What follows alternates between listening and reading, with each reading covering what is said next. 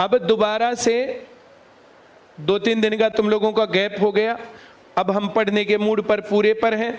अभी दिल्ली पुलिस के पेपर को टारगेट करके हम लोग पढ़ने वाले हैं। अब दिल्ली पुलिस के पेपर तब तक जो भी टेस्ट होंगे, पढ़ाई हो गया, जो कुछ भी होगा उनको हम थोड़ा सा खींच कर लेंगे। 15 नंबर के मैथ को टारगेट करना पूरे ले लो, 25 नंबर की रीजनिंग को टारगेट करना पूरे ले लो। फिर जीके और कंप्यूटर का हिस्सा अगर तुम लोग अभी से सही ढंग से पढ़ोगे तो फिर तुम्हें अच्छा लगेगा, पहले से नोट्स बना रखे तो और ज़्यादा अच्छा लगेगा, और नहीं तो भाई प्रॉपर तरीके से पढ़ते जाओ।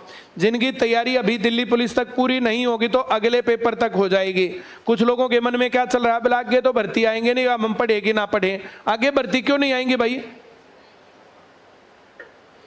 आगे देश खत्म हो गया, सरकार खत्म हो गई, आगे काम धंधे खत्म हो गए, जीवन खत्म हो गया, क्या खत्म हो गया? आगे ये भर्तियां ऐसे ही चलती रहेंगी। दिल्ली पुलिस में एमटीएस की भर्ती आई हुई है, भर लेनी चाहिए। चंडीगढ़ में टीचर्स की वैकेंसी आई हुई है, भर लेनी चाहिए। ऐसे भर्तियां हमेशा निकलती रहती हैं, जो बहुत बड़े पैमाने पर नहीं होती, सब लोग उनको भरते भी नहीं है। वहां पर सिलेक्शन ईजी पड़ता, मुश्किल नहीं पड़ता।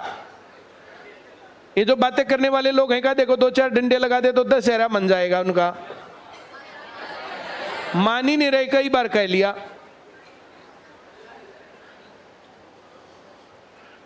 ये पेपर सॉल्व करवाने के बाद किसी को कुछ कहना हो तो कह सकते हो। बहुत बार ये रहता बोला हमारी सुनते ही नहीं, अपनी अपनी गाते हैं। अपनी अपनी गाएं और किसकी गाएं?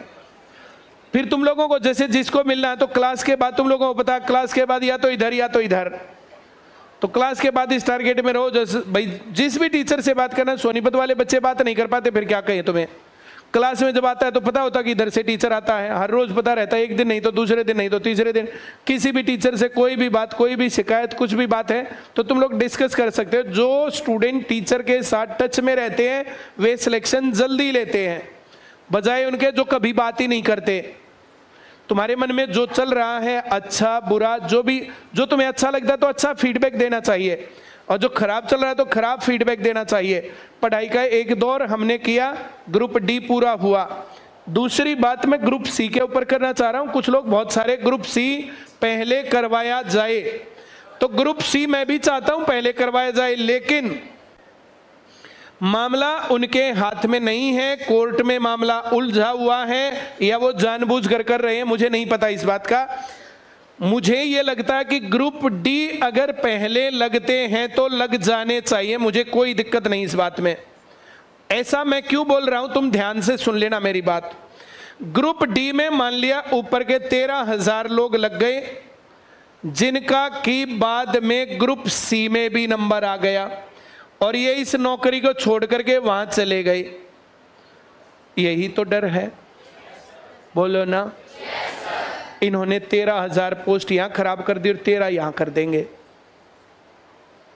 जैसे ये छोड़ के 13,000 लोग यहां आएंगे, तुरंत प्रभाव से अगले वाले लोगों को, जो कि वेटिंग वाले हैं, ज्वाइनिंग तुरंत प्रभाव से मिलेगी।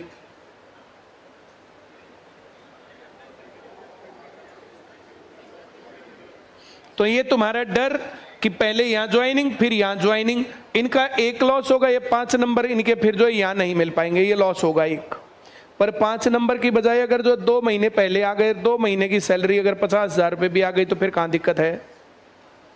अब 5 नंबर कम और ज्यादा में जो है थोड़ी सी अपनी पढ़ाई और ज्यादा अच्छी करना है और कुछ करना, इसके लिए जो ये कंडीशन आई है, जो आज कंडीशन है, इसके लिए 4 साल मैंने बहुत ज्यादा आंदोलन किए, बहुत ज्यादा जगहों पर प्रोटेस्ट किए, टीवी पर बोला, मंत्रियों से लड़ा, अधिकारियों को बोला, किसको नहीं बोला और क्या नहीं किया। हमें पता था कि यहां पर जाकर के फिर बंद गली के दरवाजे पर जाकर के भर्ती फंस जाएंगी और फिर इसका ना कोई चारा मिलेगा ना कुछ मिलेगा।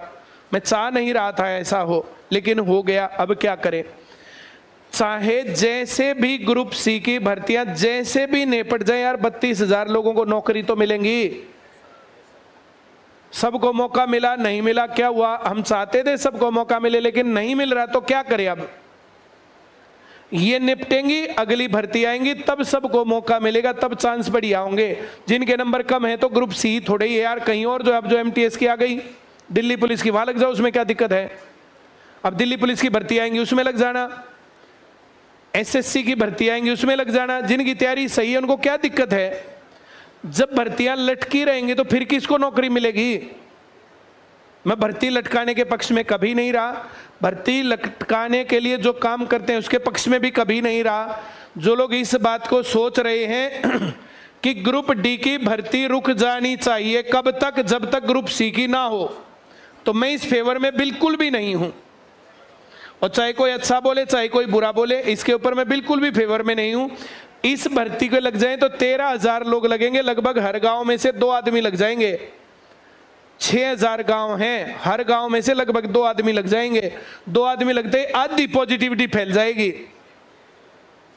मैं जो कह रहा हूं समझ में आ रहा है या नहीं। इस पर तुम्हारा किसी का कुछ और कहना हो तो कह सकते हो मुझे। ये डिस्कशन का मतलब ये है कि मैं यहां पर डिस्कस करूं ताकि तुम्हारे मन में जो कोई बात अगर इधर उधर की है तो तुम लोग डिस्कस कर लो।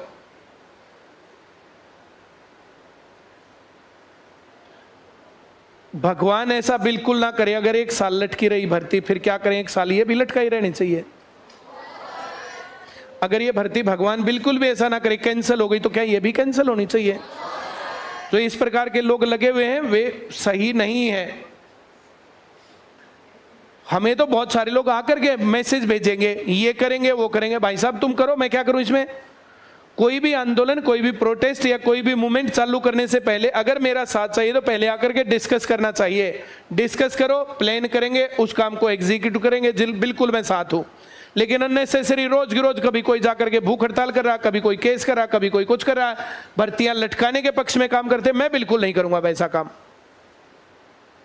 बच्चों का फायदा नौकरी लगने में है, ना कि भर्तियां लटकने में। 4 साल लटक लिए, क्या फायदा हो गया किसका, बताओ क्या फायदा हो गया और किसका फायदा हो गया। मैं जो कह रहा हूं समझ में आ रहा है। आज इतनी ही बातें।